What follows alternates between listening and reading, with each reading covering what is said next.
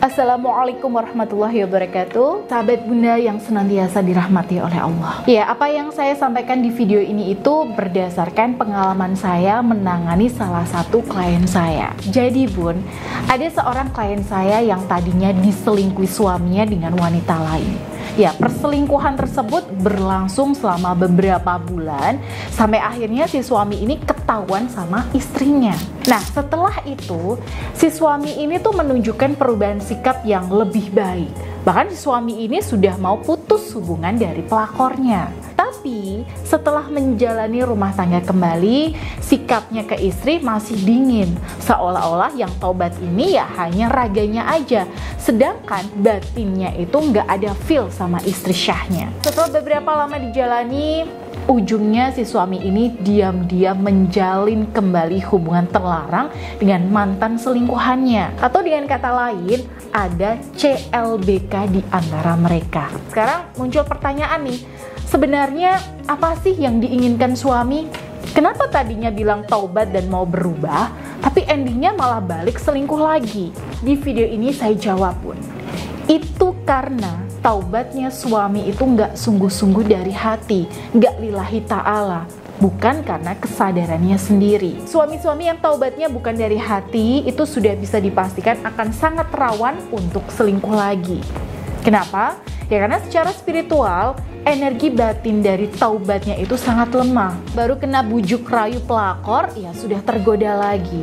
Apalagi kalau pelakornya di sini pakai susuk, guna-guna, pelet, sihir tafrik dan sebagainya. Wah, ini makin gampang untuk selingkuh lagi. Karena ya itu tadi, batinnya nggak lurus. Nah, ciri-cirinya jelas.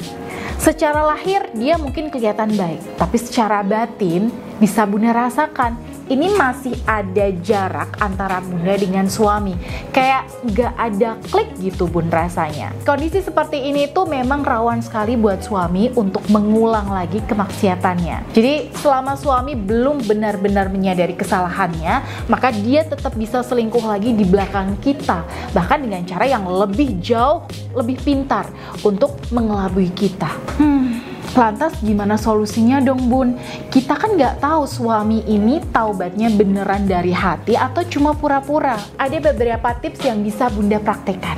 Ya, yang pertama, ketika suami meminta maaf ya, mengaku taubat atau bilang ke Bunda bahwa dia mau memutuskan selingkuhannya, nah ini maka pastikan Bunda dan suami membuat komitmen dan perjanjian dengan suami di atas materai. Jadi kalau suami Bunda taubat selingkuh dan minta maaf, ini jangan asal memaafkan ya Bun, tapi buatlah perjanjian dan syarat agar suami tidak selingkuh lagi. Klien saya tuh ada yang bikin perjanjian Bun, bahwa kalau suami sampai selingkuh lagi, maka ya, semua gaji dan penghasilan suaminya ditransfer ke istri. Dan semua pengelolaan harta dan aset itu berpindah ke tangan istri. Ya, misalnya seperti itu. Langkah ini tujuannya untuk membentengi suami secara lahir. Jadi, suami itu akan mikir ulang kalau mau melakukan perselingkuhannya lagi. Dan saya sudah pernah bahas di video-video saya sebelumnya beberapa kali ya Bun. Terus kalau suami menunjukkan sikap baiknya ke kita, apakah kita mencurigainya?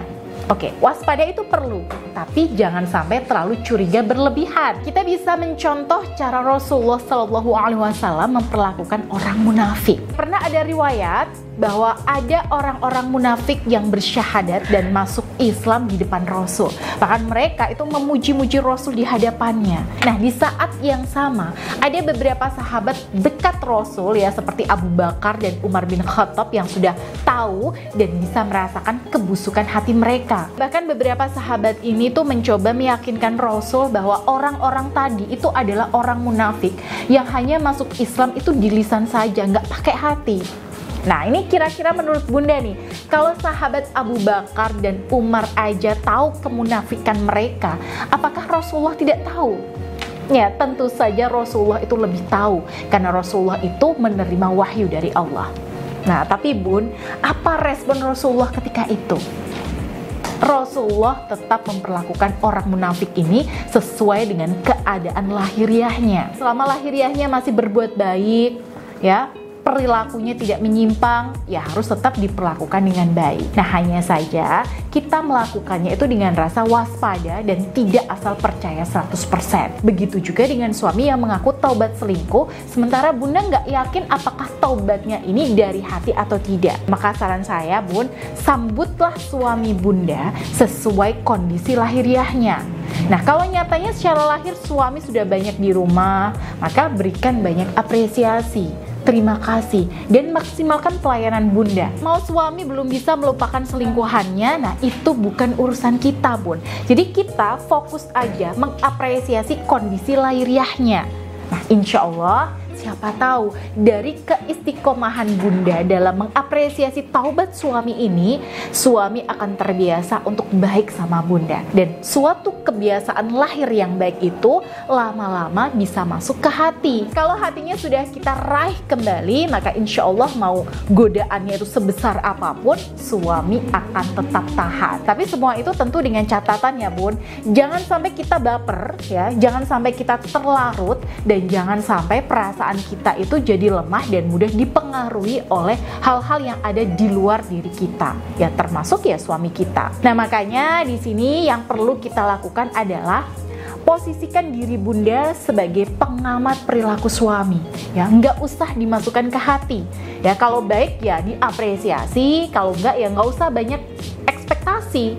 Sesederhana itu, Bun. Nah, biasanya klien-klien saya yang saya bimbing itu bisa melakukan tips ini ketika secara spiritual auranya sudah positif, ya setelah beberapa waktu menjalani proses pembersihan energi aura. Ya, salah satu medianya itu bisa dengan cincin Anira yang sudah saya proseskan energinya dengan doa dan zikir khusus yang nantinya tinggal Bunda kenakan di jari. Nah, insya Allah otomatis Bunda bisa merasakan sensasi aura positif, di mana aura daya tarik Bunda itu juga akan ikut meningkat. Ketika aura positif Bunda ini meningkat, maka insya Allah Bunda akan lebih mudah untuk menghadapi perilaku suami Bunda pasca perselingkuhannya. Nah, Bunda nggak lagi nih terbawa emosi, nggak terlalu yang sakit hati, lebih mudah untuk bangkit dari keterpurukan, bisa mengambil keputusan yang logis, bahkan bisa menunjukkan sikap-sikap dan perilaku yang tenang, yang membuat suami di sini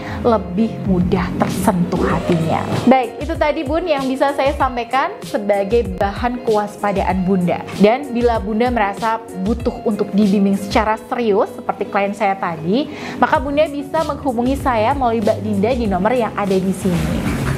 Baik, semoga video kali ini bermanfaat. Sampai jumpa di edisi mendatang. Akhirul kalam, wassalamualaikum warahmatullahi wabarakatuh.